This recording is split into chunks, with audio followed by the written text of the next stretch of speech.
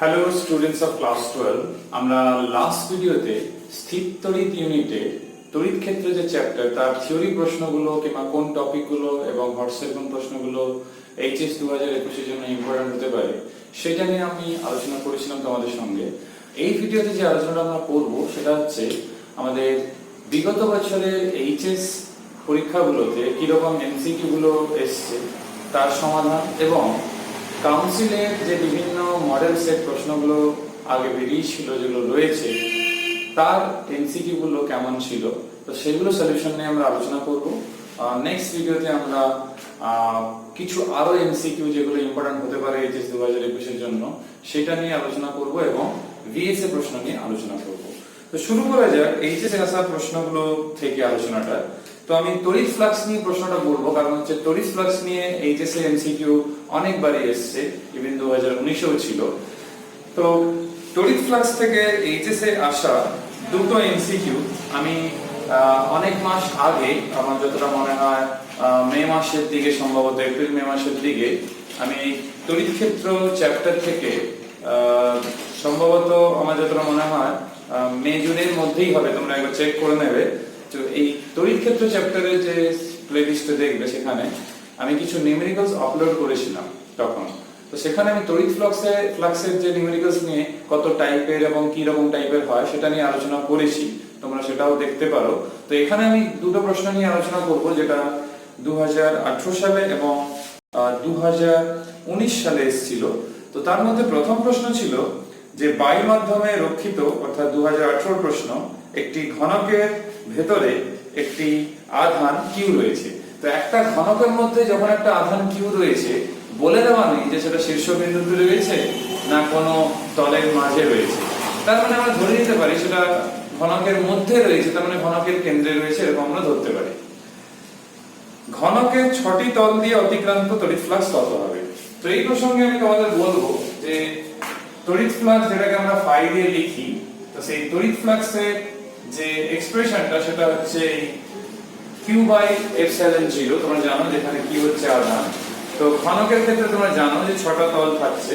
তো এই ক্ষেত্রে যে মাঝে আমাদের বলেছে আধান রয়েছে q, তার মানে এই ফ্লাক্সের কোনো পরিমাণের পরিবর্তন হবে না, যেটা ইন জেনারেল হয় q বাই এপসাইলন নট, সেটাই হবে। তো এখানে 4টে অপশন ছিল, তো আমি অপশনগুলো পড়ছি না, তো প্রশ্নের ভিতরে তোমরা সবগুলোই পেয়ে যাবে। তো যে অপশনটা q বাই এপসাইলন 0 রয়েছে সেটাই হবে, যেহেতু আধানটি ঘনকের মাঝে রয়েছে। আরেকটা প্রশ্ন ছিল 2019 সালে, সেটা অবশ্য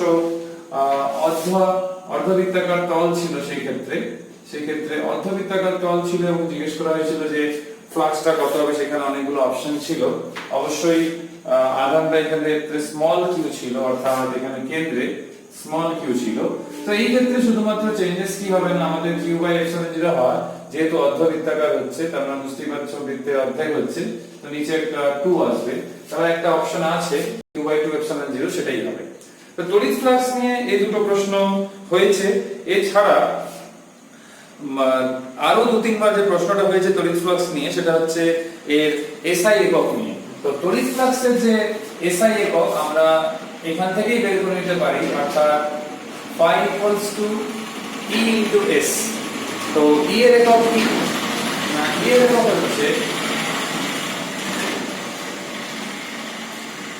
একক হচ্ছে ভোল্ট পার মিটার এসআই তে, যেটা অবশ্য আমরা নিউটন পার কুলম্ব বলি। তো ভোল্ট পার মিটারে রয়েছে, আর এখানে মিটার স্কয়ার, তাহলে দেখতেই পাচ্ছ এখান থেকে ভোল্ট ইনটু মিটার। তো যে অপশনে ভোল্ট ইনটু মিটার থাকবে সেটাই আমরা লিখব। এছাড়া এর একটা অনুরূপ প্রশ্ন রয়েছে, যে ক্ষেত্রে অপশন ফ্লাক্সের একক বের করতে বলেছে এসআই পদ্ধতিতে, এই রকম আছে। তো এরকম থাকা মানে তোমাদের এটা বুঝতে হবে যে phi equals to E dot S, E এর আরেকটা একক হচ্ছে নিউটন পার কুলম্ব, আর এইখানে হচ্ছে মিটার স্কয়ার। তো এখানে দেখো নিউটন মিটার স্কয়ার থেকে যদি আমরা একটা মিটার নিই আর একটা রেখে দিই এরকমই, তাহলে এখান থেকে দেখতেই পাচ্ছ কি আসছে, জুল, মিটার, আর এদিকে কুলম্ব ইনভার্স। তো এটা যে অপশনে থাকবে সেটা তোমাদেরকে রাইট দিতে হবে, সেই অপশনটা তুলে দিতে হবে। কারণ এইচএস এর প্রশ্ন যখন থাকে একটা বক্স করা থাকবে, এরকম একটা বক্স থাকবে ডান দিকে, সেই ডান দিকে বক্সে যে অপশনে থাকবে সেটা ধরো বি, তাহলে বি লিখতে হবে। কোনো টিক কিংবা ভুল কোনো কিছু এরকম থাকে না, শুধুমাত্র সেই অপশনটা দাগ নাম্বারটা অর্থাৎ এ বি সি ডির মধ্যে যেটা হবে ঠিক সেটা তুলতে হবে। তো এই গেল আমাদের তড়িৎ ফ্লাক্স থেকে প্রশ্ন। আরেকটা সংশোধন নমুনা প্রশ্নতে রয়েছে তড়িৎ ফ্লাক্স থেকে প্রশ্ন, সেটা হচ্ছে আধান ঘনকের শীর্ষবিন্দুতে রয়েছে। তো শীর্ষবিন্দু মানে বুঝতেই পারছো 8টা শীর্ষবিন্দু থাকে। তো সেই ক্ষেত্রে ফ্লাক্সের কথা জিজ্ঞেস করেছে যে 6টি তলের সঙ্গে জড়িত তড়িৎ ফ্লাক্সের মান কত হবে। তো সেই ক্ষেত্রে যেটা করতে হবে তোমাদের সেটা হচ্ছে q বাই, যেহেতু 8টা শীর্ষবিন্দু থাকে ওই জন্য q বাই 8 এপসিলন 0 হবে যখন আধান ঘনকের শীর্ষবিন্দুতে থাকবে। তো এটা তোমাদেরকে মাথায় রাখতে হবে। এবারে যেটা প্রশ্ন নিয়ে আলোচনা করব, যেটা এইচএস 2016 তে ছিল টর্ক নিয়ে। তো তড়িৎ দ্বিমেরু নিয়ে প্রশ্ন কিন্তু পরীক্ষাতে ভালোমতো হয়, যেরকম তড়িৎ দ্বিমেরু ভ্রামকের একক হতে পারে, তার মাত্রা হতে পারে। তো এগুলো তোমাদের তেমনিও করতে হবে। যেরকম একটা মনে পড়লো প্রশ্ন এপসিলন 0 ই স্কয়ার। তো এটা একটা মডেল প্রশ্নতে রয়েছে যে এপসিলন 0 ই স্কয়ার এর মাত্রিয় সংকেত কত। তো এইভাবে তোমরা কিভাবে বের করবে আমি বলে দিচ্ছি। এটা যেহেতু সহজ আমি বলছি না, তো যে অপশনগুলো রয়েছে এই ক্ষেত্রে, তো এই ক্ষেত্রে একটা অপশন রয়েছে, সরি এখানে মাইনাসটা দেওয়া হয়নি। তো n l inverse t to the power -2 এটা হবে। তো চারটি অপশন রয়েছে। এবার কিভাবে করবে তোমরা, তো আমি তোমাদের হিন্টস দিচ্ছি, তোমরা নিজেরাই করতে পারবে। e এর মাত্রা তো তোমরা f = qe থেকেই বের করে নেবে। এখান থেকে e এর মাত্রা তোমরা বের করে নেবে, এটা হচ্ছে ব্যাপার। তো এইভাবে আমরা এখান থেকে e এর মাত্রাটা বের করে নিলাম। এবার তোমরা e এর মাত্রা যেভাবে বের করলে, এবার এপসিলন 0 ব্যাপারটা থাকছে। তো এপসিলন 0 বের করার সময় যেটা তোমরা করবে সেটা হচ্ছে কি না, f = 1/4 পাই এপসিলন 0, আর এখানে হচ্ছে কি q স্কয়ার কিংবা q1 q2 মাত্রাটা একই থাকবে। তো এখান থেকে দেখো বলের মাত্রা তোমরা জানো, আধানের মাত্রা জানো, যে এখান থেকে q সমান it, যে মাত্রাটা, r স্কয়ার মানে l স্কয়ার। তো এপসিলন 0 4 পাই এমনিও কনস্ট্যান্ট। তো এখান থেকে এপসিলন 0 এর মাত্রাটা বের করে নেবে, আর এই ফর্মুলা থেকে e এর মাত্রা বের করে নেবে, বসাবে, এটা বেরিয়ে যাবে। তো এটাও একটা নতুনত্ব বলতে পারো, এরকম মাত্রা বিশ্লেষণের প্রয়োগ রয়েছে প্রশ্নে। কিন্তু তড়িৎ দ্বিমেরু থেকে টর্ক রিলেটেড একটা রয়েছে, যে টর্ক, তড়িৎ দ্বিমেরু ভ্রামক, তড়িৎ ক্ষেত্র প্রাবল্য, এদের মধ্যে সম্পর্কিত যে সমীকরণ, সেই সমীকরণটা কি না, সেই সমীকরণটা হচ্ছে এই সমীকরণটা, এই যে tau = p × e। তো এই p × e না থেকে অনেক সময় এটাকে ভেক্টর ফরম্যাটে না থেকে কি হয় না, এটা নরমাল ভেঙে যেটা ভ্যালু ফরম্যাটে থাকে p sin θ। তো তোমরা অপশন দেখবে টর্ক, দ্বিমেরু ভ্রামক এবং তড়িৎ ক্ষেত্র প্রাবল্য সম্পর্কিত যে সমীকরণ চাইবে, তোমরা এই সমীকরণটা যে অপশনে থাকবে সেটা করবে। এটা 2016 সালে ছিল। এইবার হচ্ছে এই যে তড়িৎ ক্ষেত্র প্রাবল্যের এসআই একক। এবার আমরা দেখলাম তড়িৎ ক্ষেত্র প্রাবল্যের এসআই একক যেটা হচ্ছে সেটা হচ্ছে ভোল্ট পার মিটার। কিন্তু কিছু প্রশ্ন রয়েছে সেই ক্ষেত্রে অপশন কিন্তু সেটা থাকবে না, সেটা কিন্তু নিউটন পার কুলম্ব থাকবে। তো একই ব্যাপার, তার কারণ হচ্ছে F = QE। তো F এর নিউটন, Q এর কুলম্ব, তাহলে E, তাহলে এখান থেকে বুঝতে পারছো E এর একক কিন্তু নিউটন পার কুলম্ব হয়। তো এটা একটা বিকল্প বলতে পারো। তো মাথায় রাখতে হবে, না মনে থাকলেও কোনো অসুবিধা নেই, বের করে নিতে পারলেই হলো, পরীক্ষা হলেও বের করা যাবে, সেরকম সময় লাগে না।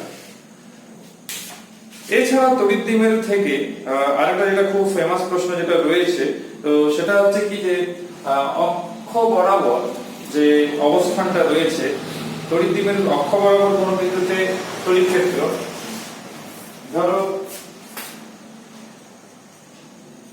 E1।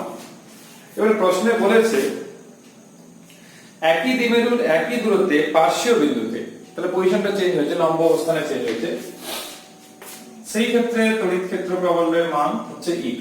তো তোমরা মনে করে দেখো যেটুকু পরিবর্তন ছিল রাশিমালাতে সেটা হচ্ছে এই 2 এর যা পরিবর্তন ছিল, এখানে কিউব ছিল, তোমরা থিওরি বইতে চেক করতে পারো। তাহলে লক্ষ্য করে দেখো জাস্ট 2টা ডিফারেন্স রয়েছে, এটা হচ্ছে অক্ষ বরাবর কোন বিন্দুতে, এটা হচ্ছে পার্শ্বীয় অবস্থানে। তাহলে এই যে পার্শ্বীয় অবস্থানে রয়েছে, যেটা এখানে প্রশ্নে বলা রয়েছে যে পার্শ্বীয় বিন্দুতে একই রকম ডিসটেন্সে কত হবে। তো দেখতেই পাচ্ছ E1 এখান থেকে কিন্তু পাওয়া যাচ্ছে 2E2। অনেক সময় একটা অনুপাত আকারে প্রশ্ন থাকতে পারে E1 = E2 কত, তখন 1:2 2:1। তো একইভাবে E2:E1 ও প্রশ্ন হতে পারে, কিংবা এই প্রশ্নতে রয়েছে যেটা, সেটা হচ্ছে E1 এবং E2 এর মধ্যে কোন সম্পর্কটা সঠিক। তো যে অপশনে এটা থাকবে সেটা সঠিক, তো এটা মাথায় রাখতে হবে। আরেকটা প্রশ্ন যেটা আমি করাবো না, তার কারণ হচ্ছে এটা বইতেই করে দেওয়া রয়েছে, টেক্সট বইতেই। সেটা হচ্ছে এটা সংসদের মক টেস্টে রয়েছিল। সেটা হচ্ছে একটা ইলেকট্রন, তার ভর এমই রয়েছে, সে প্রাথমিক অবস্থায় স্থির অবস্থায় ছিল। তারপর t1 সময় ইলেকট্রনটা একটা সুষম তড়িৎ ক্ষেত্রে একটা নির্দিষ্ট দূরত্ব অতিক্রম করলো। প্রাথমিক অবস্থায় স্থির অবস্থায় থাকা একটা প্রোটন যার ভর হচ্ছে mp, সেই t2 সময়ের পর ও সুষম তড়িৎ ক্ষেত্রে সমান পরিমাণ দূরত্ব অতিক্রম করেছে। এই t1 আর t2 এদের অনুপাত চেয়েছে, অর্থাৎ এই প্রশ্নে চেয়েছে t2/t1 এর অনুপাত। তো এটা পুরো টেক্সট বইতে উদাহরণ অঙ্কতে রয়েছে, আমি বলেও দিচ্ছি। আগের এডিশনে বই যদি বলা হয়, মানে আমি বলছি যেটা 2019 এর এডিশন, যেটা 20 তে পাওয়া যাচ্ছিল প্রথমের দিকে, তো সেই এডিশনের বইতে পেজ নাম্বার 37 এ কোশ্চেন নাম্বার 9 পুরোটা করে দেওয়া রয়েছে অঙ্ক, সেই জন্য আমি আর করছি না, সেখানে রয়েছে, তোমরা দেখে নেবে। এবার আমরা যে প্রশ্নটা দেখব সেটা হচ্ছে যে তোমাদের বইতেও রয়েছে, এটা প্রাইমারি প্রশ্ন বিচিত্রতেও রয়েছে, যে সেখানে একটা প্লেটের মতো রয়েছে, এরকম একটা প্লেট রয়েছে। তো সেই প্লেটটা যা দেখতে পাচ্ছি প্রশ্নে, সেটা বলছে একটি তড়িতায়িত বলকে একটি রেশমের সুতোর সাহায্যে বেঁধে ঝোলানো হলো। বলকে একটি বড় তড়িতায়িত উলম্বভাবে রাখা ধাতব প্লেটের সঙ্গে থিটা কোণে আনত করা, মানে এরকম ব্যাপারে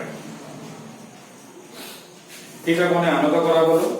এবারে বলা হচ্ছে যে আধানের তলমাত্রিক ঘনত্ব কার সঙ্গে সমানুপাতিক হবে।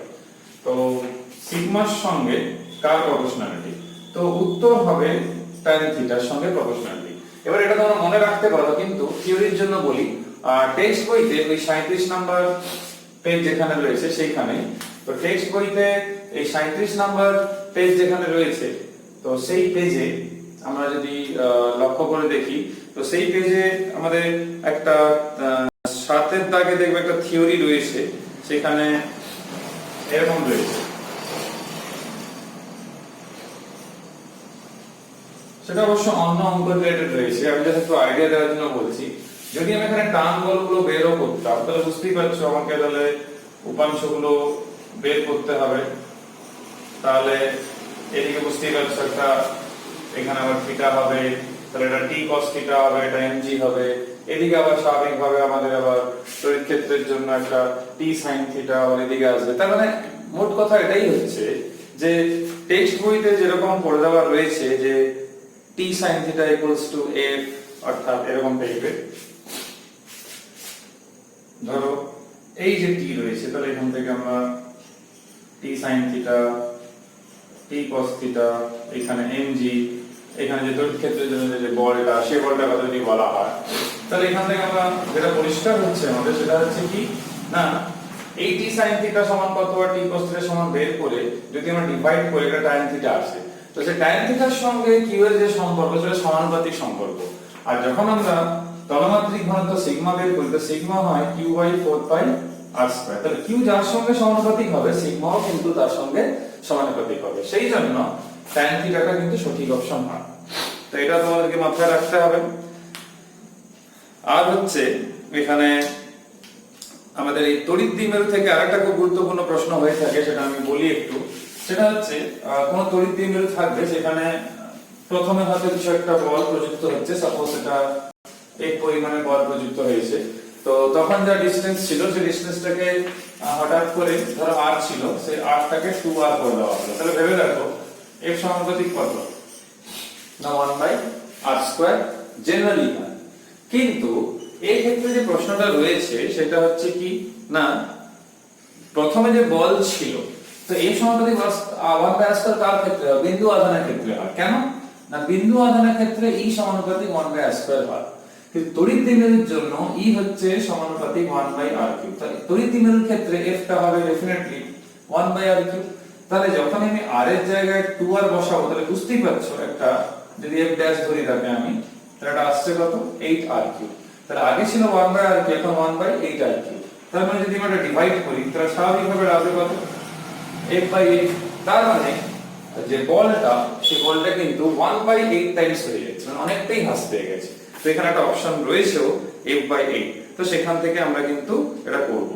তো এরকমই ব্যাপার মানে আমাদের আরো হতে পারে, যেরকম এখানে একটা প্রশ্ন রয়েছে একটা আহিত কণার মধ্যে d দূরত্ব থাকলে এর মধ্যে ক্রিয়াশীল বিকর্ষণ বলের মান হচ্ছে 9 নিউটন, কিন্তু তাদের মধ্যে দূরত্ব বেড়ে 3d হয়ে গেলে তাদের মধ্যে বিকর্ষণ বল কত হবে? তো এটা 2019 সালে এরকম একটা প্রশ্ন রয়েছিল। তার মানে তারা এরকম টাইপের প্রশ্ন রয়েছে, দুটি আহিত কণা বলা রয়েছে। তো আমরা যদি q1 আর q2 বলে থাকি, যদি আমরা q1 q2 যদি বলি, তাহলে এখান থেকে এরকম আসবে। এবারে মূল যে কথাটা আমি বলতে চাই সেটা হচ্ছে f এর সঙ্গে 1/d²। এবারে f ড্যাশ যখন হচ্ছে সেটা তাহলে স্বাভাবিকভাবে d টা 3d হয়ে যাচ্ছে, তার মানে স্কয়ার করলে 9d² হয়ে যাচ্ছে। তো প্রথমে f এর মান যেটা ছিল সেটা ছিল কত? না 9 নিউটন ছিল। তার মানে ডেফিনেটলি f ড্যাশ সমান কত হচ্ছে না f/9। তো f যেহেতু 9 নিউটন, এখন 9 একটা নিচে আসছে, তাহলে কিন্তু হয়ে যাচ্ছে 1 নিউটন। তাহলে দেখো এটা কুলম্বের সূত্রে কিংবা কুলম্বস লয়ের একদম ইজি অ্যাপ্লিকেশন, যেটা আমরা সহজে বসিয়ে কিন্তু করতে পারবো। তো এটা তো আমাদের একটু মাথায় রাখতে হবে। তো এটা আমাদের কাজে লাগবে খুবই। আরেকটা জিনিস দেখবে, একটা তড়িৎ দ্বিমেরু নিয়ে একটা প্রশ্ন রয়েছে সংসদের নমুনা প্রশ্নতে, যে তড়িৎ দ্বিমেরুকে একটি অসম তড়িৎ ক্ষেত্রে স্থাপন করলে দ্বিমেরুর উপর কি ক্রিয়া করবে? না স্বাভাবিকভাবে লব্ধি বলও ক্রিয়া করবে, টর্কও ক্রিয়া করবে। অনেকে ভাবে শূন্য হবে না, শূন্য কিন্তু হবে না। শূন্য শুধু পি আর ই সমান্তরাল হলেই হয়, কিন্তু দুটোই কিন্তু ক্রিয়া করবে, এটা মাথায় রাখবে। আর একটা সংসদ নমুনা প্রশ্নতে রয়েছে, কুলম্বের সূত্র যদি ভুল হয় কিংবা মিথ্যা হয়, দুটি আধানের মধ্যে ক্রিয়াশীল বল যদি আধান দুটির মধ্যবর্তী দূরত্বের ঘনের ব্যস্তানুপাতিক হয়, অর্থাৎ F প্রপোর্শনাল টু যদি 1/r³ হয়, তখন বলছে যে এই ক্ষেত্রে কুলম্বের সূত্র তাহলে কোন নীতি প্রযোজ্য হবে না? উপরিপাতের নীতি প্রযোজ্য হবে না, তড়িৎ ফ্লাক্স সর্বদা শূন্য হবে, এই গাউসের সূত্র পুরোপুরি প্রযোজ্য হবে না। গাউসের সূত্র পুরোপুরি প্রযোজ্য হবে না, কারণ গাউসের সূত্র প্রযোজ্য হওয়ার জন্য যে আমাদের ই ডট যে ds ব্যাপারটা থাকে, অর্থাৎ তড়িৎ ফ্লাক্সের যে ব্যাপারটা থাকে, সেই ক্ষেত্রে দেখবে E প্রপোর্শনাল টু 1/r² হয় বলেই ds টা থেকে যে q/4π, অর্থাৎ ds যেটা আমরা ধরো 4πr², আমি সিম্পল একটা গোলক ধরেই বলছি। তো এখান থেকে যে 4πr² টা আসে, সেই r² টা কেটে যায়, সেখান থেকে আমরা ভ্যালুটা কিন্তু পেয়ে যাই যে q/0 টা। এবার এটা যদি 1/r³ হয়, একটা r কিন্তু থেকে যাচ্ছে, তখন কিন্তু গাউসের সূত্র কিন্তু পুরোটা আমরা প্রয়োগ করতে পারছি না। তাহলে অপশনটা হবে গাউসের সূত্র পুরোপুরি প্রযোজ্য হবে না। তো এটা আমরা জানলাম। আর কয়েকটা অঙ্ক আমাদের এখানে জেনে নিতে হবে, তাহলে মোটামুটি আমাদের কাউন্সিলের প্রশ্নগুলো আলোচনা শেষ করতে পারবো আমরা। একটা খুব গুরুত্বপূর্ণ একটা প্রশ্ন রয়েছে, যে দুটো সমমানের, এটা 2018 সালে মডেল প্রশ্নটা রয়েছিল। তো দুটো সমমানের আধান রয়েছে। তো সেই যে দুটো সমমানের আধান রয়েছে, সেখানে বলা হয়েছে যে এরকম দুটো সমমানের আধান রয়েছে, ধরো এটাও q আর এটাও q, তার মধ্যবর্তী কোন জায়গাতে, তাহলে এই ডিসটেন্সটা তাহলে এটাও r হবে, যেহেতু মধ্যবর্তী কিংবা মিডল পজিশনটা বলা হচ্ছে। তো সেইখানে তিনটি তড়িৎ আধান যদি সাম্য অবস্থায় থাকে, তাহলে এই স্মল q মান কত হবে সেইটা জিজ্ঞেস করছে। এবার দেখো, সাম্য অবস্থায় থাকতে হলে তিনটে যদি একই প্রকৃতির হয়, তাহলে কিন্তু সম্ভব না। তাহলে আমি এটা বলা উচিত আমার যে এই সাম্য অবস্থান থাকবে তখন যখন এই যে মাঝের যে রয়েছে সেটা যেটা হচ্ছে স্মল q, সেইটা আমরা এভাবে বলতে পারি যে এটা ঋণাত্মক প্রকৃতির কিন্তু হতে হবে। তো এদের মধ্যে যদি আমি বলটা বের করি, কুলম্বের সূত্র বের করে, তাহলে এইটা আমি যে সিরিয়াসলি করি, আর এদের মধ্যে যদি আমরা বের করি q, আর দূরত্বটা হচ্ছে 2r²। তো এখানে যে অপশনগুলো যে রয়েছে আমাদের, আমরা যদি এসআইও করি তাতেও কোনো অসুবিধা নেই, কারণ হচ্ছে সেই 1/4π0 ওই পক্ষ থেকেই কেটে যাবে। তো এখান থেকে যদি তোমরা একটু তাকাও, তাহলে দেখো স্মল q সমান যেটা পাওয়া যাচ্ছে, এই মাইনাসটা এদিকে যদি নিয়ে যাই, তাহলে এখানে 4 থাকছে। তো স্মল q -q/4। তো এখানে যদি আমরা দেখি, এখানে কিন্তু অপশন বি বলে একটা অপশন রয়েছে, সেখানে -q/4 পাওয়া যাচ্ছে। তাহলে কত সহজে করা যাচ্ছে। একইভাবে আরেকটা প্রশ্ন রয়েছে যে x আর x, 0 অবস্থানে, ধরো আমি যদি এরকম ধরি, ধরো এরকম এটা 0 0, তো x, 0 ধরো এরকম একটা কোন পজিশনে, সেখানে একটা আধান রয়েছে, ধনাত্মক আধান, সেটা হচ্ছে +q। আর মাইনাস এক্স জিরো ধরো এরকম একটা অবস্থানে একটা ঋণাত্মক আধান রয়েছে। এবার বলছে 0, y ধরো এরকম একটা বিন্দুতে, সেখানে তড়িৎ ক্ষেত্রের যে অভিমুখটা হবে সেটা কোন দিকে হবে। এটা কত সহজে করা যাচ্ছে, যদি আমরা এগুলোকে যোগ করে দিই। তো যোগ করে ঋণাত্মক আধান বুঝতেই পারছো, তো তড়িৎ ক্ষেত্রের যে অভিমুখটা হবে এটা আমাদের নাম কিছু সেরকম নেই, তবে আমি কাজ করি এটাকে E2, আর ধনাত্মক আধানের জন্য এটাকে অভিমুখ যদি আমি এরকম ধরি E1। তো তোমরা দেখতে পাচ্ছ লব্ধিটা কোন দিকে হচ্ছে, যেমন ভেক্টরে করা হয় স্বাভাবিকভাবে ঋণাত্মক x এর দিকে। তো এখানে একটা অপশন রয়েছে মাইনাস x অক্ষ বরাবর, তো সেটাই হবে মাইনাস x অক্ষ বরাবর। এবার একটা খুব গুরুত্বপূর্ণ প্রশ্ন রয়েছে, যেটা অনেকেই প্রবলেমও হয় অনেকের এটা বুঝতে, কারণ হচ্ছে এটা প্রশ্ন ভিতরে রয়েছে, এটা গোলক নিয়ে প্রশ্ন। সেখানে প্রশ্নে বলা রয়েছে যে আর ব্যাসার্ধ একটি গোলীয় তলে পৃষ্ঠতলে একটি সংকীর্ণ ছোট ছিদ্র করা হলো, গোলকটিতে q আধান দেওয়া হলো, গোলকটি পৃষ্ঠতলে থাকা ছিদ্রের মধ্যে তড়িৎ ক্ষেত্র কত হবে। তড়িৎ ক্ষেত্র যে প্রাবল্য তার রাশিমালা লেখার আগে আমি বলছি যে আধানের তলবান্তিক ঘনত্বের যে রাশিমালা সিগমা, তো সেই সিগমা ইকুয়াল টু জানি q/4πr²। এই তড়িৎ ক্ষেত্র চ্যাপ্টার পড়ার সময় তোমরা একটা থিওরি পড়েছিলে, যে মনে করে দেখো এইটা পড়েছিলে, এটা এখানে খুব কাজে লাগবে। মানে ক্ষুদ্র যেখানে ছিদ্র থাকে সেই ক্ষেত্রে যে তড়িৎ প্রাবল্য সেটা রাশিমালা এটাই। তো সেটা যদি এখানে আমরা বসি তাহলে কত আসবে 8πε0r²। এই যে রাশিমালা রয়েছে, এই রাশিমালাটাই হচ্ছে তোমাদের একটা এক্সপ্রেশন রয়েছে, এক্সপ্রেশন সি, সেখানে কিন্তু এটা মিলে যাচ্ছে। তো এটা আমাদের কাজে লাগবে। আরেকটা প্রশ্ন হচ্ছে যে ধরো আধান দেওয়া থাকে, সেখানে তড়িৎ ফ্লাক্স ধরো যেরকম বলছে 10⁻⁻6 সংখ্যক আধান রয়েছে, মানে পরিমাণটা অ্যাকচুয়ালি 10⁻⁻6 কুলম্ব আধান থেকে তড়িৎ ফ্লাক্স কত নির্গত হবে। তো তড়িৎ ফ্লাক্সের যে ফর্মুলা সেটা হচ্ছে এই q/ε0। তো q দিয়েছে 10⁻⁻6 আর ε0 তোমরা মান জানো। তো এই মানটাকে আমরা শুধুমাত্র এখানে বসিয়ে দিলে যা বেরোবে সেটা SI হবে লিখে দিতে হবে, অর্থাৎ Newton metre square coulomb inverse, তাহলেই হবে। আরেকটা প্রশ্ন নিয়ে আলোচনা করছি, যেটা হচ্ছে যে ধরো একটা q আধান যুক্ত একটা তৈলবিন্দু রয়েছে, তার ভর হচ্ছে m, কত তড়িৎ ক্ষেত্র প্রাবল্যে তড়িৎ ক্ষেত্রকে রাখলে সাম্যাবস্থায় থাকবে। খুব সহজ, q আধান তড়িৎ ক্ষেত্র E, তার উপর প্রযুক্ত বল QE, আর তার ভর যেহেতু m, তাহলে তার ওজন স্বাভাবিকভাবে mg। এই শর্তটাকে মেনে চলতে হবে যদি সাম্যাবস্থায় থাকতে হয়, কোনটা একটা বেশি হলে কিন্তু সে সাম্যাবস্থায় থাকতে পারবে না। তো এটাও একটা ভালো প্রশ্ন ছিল। এবার আমরা লাস্ট প্রশ্ন একটা আলোচনা করব আমাদের, সেটা হচ্ছে যে এই ক্ষেত্রে এবার এখানে একটা প্রশ্ন যেটা করেছে সেটা হচ্ছে কি না, দেখো আমাদের এখানে 0.05 গ্রাম তাতে 100 ইউএসি তড়িতাধান দেওয়া হলো, ঠিক আছে। এবারে বলটি ঠিক 10 সেমি উপরে একটি তড়িতায়িত ধাতব বল এমন আছে যাতে পিতবলটি সাম্যাবস্থা থাকবে। তো ধাতব বলে আধান কত। তো ধাতব বলের আধান যদি q হয়, তাহলে এর অলরেডি আধান রয়েছে 100, আর এগুলো সব সিজিএস এ রয়েছে, তাহলে সিজিএস এ 1/4πr² আমরা 1 ই ধরি। আর এর মধ্যবর্তী যে দূরত্বটা দেখতে পাচ্ছি সেটা হচ্ছে 10, তাহলে 10 এর স্কয়ার।